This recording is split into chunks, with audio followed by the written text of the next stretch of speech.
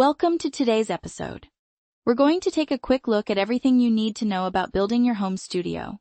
From picking the perfect spot to choosing the right equipment and all those little extras that make your creative workflow seamless.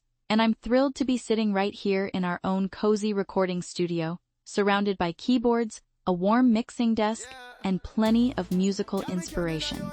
Joining me is our studio expert and lifelong music lover. Thanks for having me. It's always a pleasure to talk shop, especially surrounded by all this gear.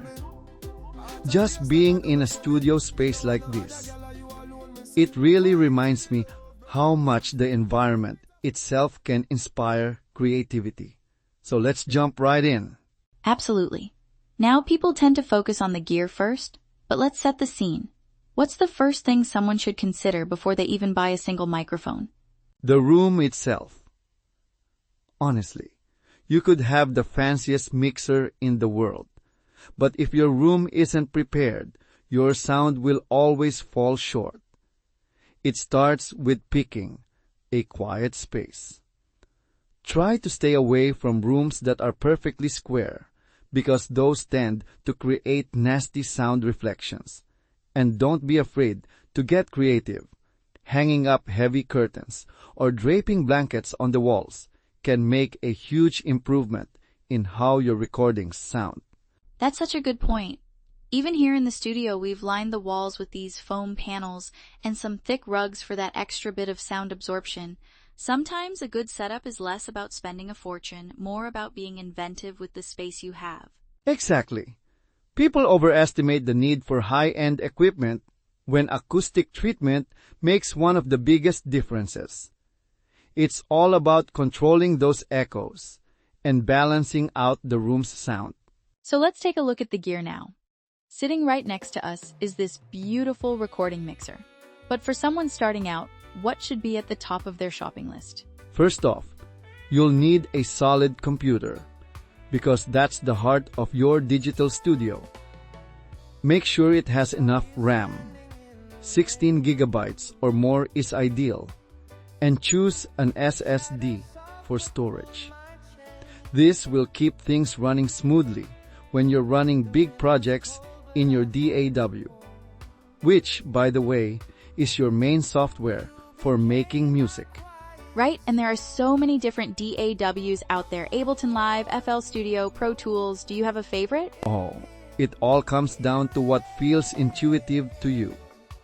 Each has its strengths. Some people swear by Logic for songwriting. Others love Ableton's workflow for beats. Play around with a few trials and see what clicks. That's the best way to start. After the computer and DAW, next up is the audio interface, right? Yes. That's your gateway for connecting microphones and instruments to your computer. Even entry-level interfaces these days offer great quality, with crystal clear sound and really low latency. The key is to pick one that suits your needs. A couple of inputs for vocals, and guitar might be all you need at first. Let's talk about microphones. We've got a couple set up on stands in here, but what would you recommend for someone just starting out? A large diaphragm condenser microphone is a workhorse for any studio, especially for vocals. There are plenty of affordable choices that offer pro-level sound. Then, when you want to branch into podcasting or lifestyle vocals, you might want to add a dynamic mic. They're great at rejecting background noise. And headphones versus monitors, what's your take? Closed-back headphones are essential for tracking vocals or instruments because they prevent sound from leaking into the mic. For mixing, open-back headphones or even a pair of near-field monitors can really help you make better decisions on EQ and balance.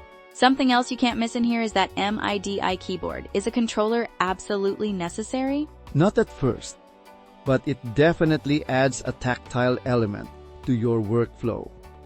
Making beats, playing virtual instruments, adding some spontaneity to your sessions.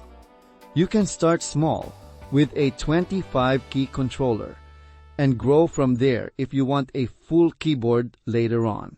Let's not forget the little things. Things like mic stands, pop filters, cables. They don't get the spotlight, but they're mission critical, aren't they? Absolutely.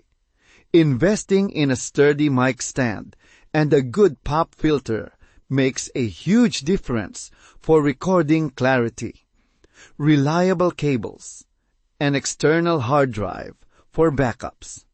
Those are the unsung heroes of the home studio. And if you've got some budget left over, definitely throw it at more acoustic treatment before you buy another mic or a bigger mixer. That leads us right into the topic of workflow and upgrading gear. It's so easy to get caught up in buying more, but when should you really start thinking about upgrading? My biggest tip is to only upgrade when you actually hit a roadblock. When your equipment is holding you back from achieving your goals. Not just because you saw a cool piece of gear online. Start with the basics. One microphone, a reliable interface, and your DAW. Build your skills, and your studio can grow with you. It's amazing how many iconic recordings started in someone's bedroom or garage, isn't it? Absolutely. Some legendary albums were tracked and mixed in the smallest, humblest spaces. It really proves that your creativity is what drives the process. The gear just amplifies what you already have inside. And that's honestly the heart of it. Create, experiment, and don't let not having fancy equipment slow you down. The best studio is the one that inspires you and keeps the music flowing. Well said.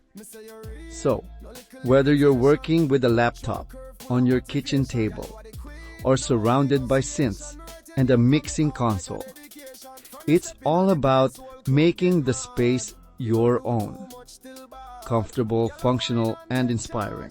And thanks so much for joining me and sharing your tips from inside the studio. To everyone listening, remember, your creativity is the real magic here. Use what you keep learning, and most importantly, never stop creating. Thanks for having me. Wishing everyone great sessions and even greater music. That wraps up today's episode. If you found this helpful, share it with your fellow musicians and creators. Until next time, keep growing, keep recording, and let your sound be heard.